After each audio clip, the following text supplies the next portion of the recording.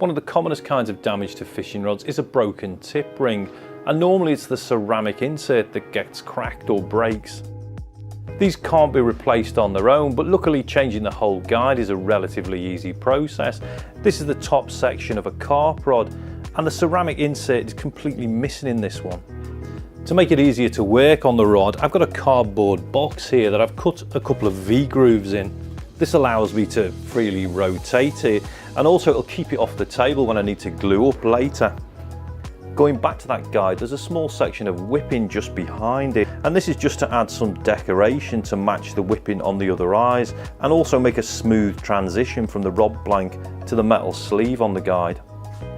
For most rods it doesn't actually hold the guide on, but there's a little bit of resin that normally creeps over the metal sleeve, and I need to really cut through that before trying to remove the guide. To do that I've got a sharp knife here, and I'm just going to get a stool and kind of get myself comfortable. I'm actually just on the edge of the metal sleeve, and I want to really avoid cutting into the whipping or the blank underneath, which would probably damage it. So that's that. To remove it, I've got a pair of pliers here and a lighter. I'm going to start out with a lighter by heating it up for about 10 seconds. A really great alternative to this is a heat gun. 8 Mississippi.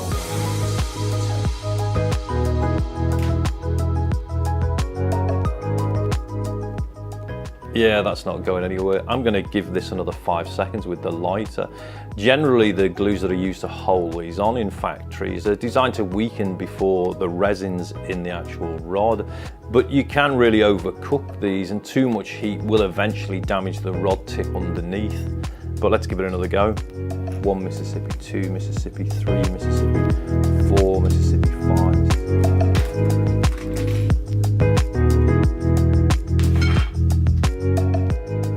So that took a little more effort than I was expecting. I'm going to go and clean up that tip now using a bit of wet and dry paper, just to remove any loose bits or any excess resin.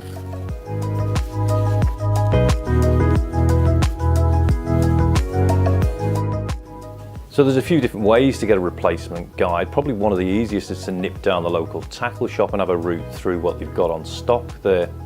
But it does help to have some measurements, especially if you're ordering online. And to do that, the most accurate way is to use a set of calipers.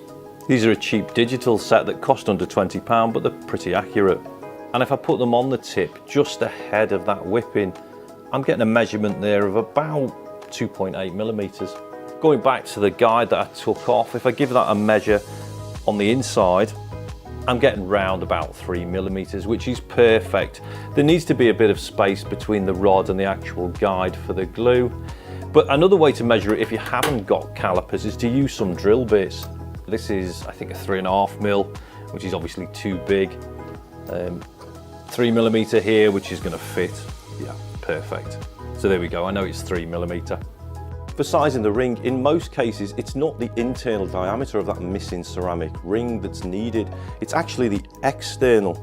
So if I put the calipers over that end ring and just take a stab at where the ceramic would have been, I'm getting a reading of a little over 15 mil. These are nominally sold as 16 mil. As we're in the Harrison's factory, I've just picked out a 3 millimeter by 16 millimeter eye, and if I give that a try, it fits perfectly and comes right down to the whipping. There's a bit of space there for glue, but it's not too loose. For this first one, I'm going to stick it on using hot glue, and I've got a standard craft hot glue gun with some sticks. To make some finer strips, I just extruded some of the glue onto a smooth plastic surface. This was actually the office bin, and then just peeled it off when it had cured. If I take a strip and pop it down the sleeve, I can get a measure of the length and then cut about 3/4. I can pop it back in, but keeping it near the opening and grabbing it with a pair of pliers, I can add some heat again with the lighter. It's good to give it a few turns to move the glue about a bit. And then I can just slide it home on the tip. You do get a few seconds to straighten the eye up before the glue hardens. And if it's still out of alignment when it sets, you can add a bit more heat and shift it again. So that's had a few minutes to cool, and that tip's absolutely lock solid, it's not going anywhere. It's also butted up perfectly against that whipping, so there's no gap. but I can feel a little sharp edge on the edge of that resin, and I'd be tempted to use a bit of fine wet and dry paper just to take that off. It is worth mentioning though that in a factory situation, or if this had been taken to a rod builder's for repair, they probably would have stripped that whipping off and started again to give that smooth transition back between the whipping and the guide. But as a quick repair, this will do the job. I'm going to heat this back up and take it off and show you the other method, which is using epoxy.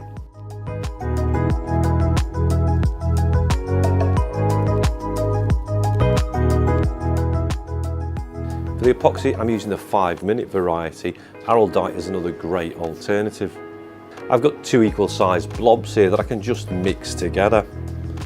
With 5-minute epoxy, you get about 3 to 4 minutes working time. That 5 minutes actually refers to the initial cure time.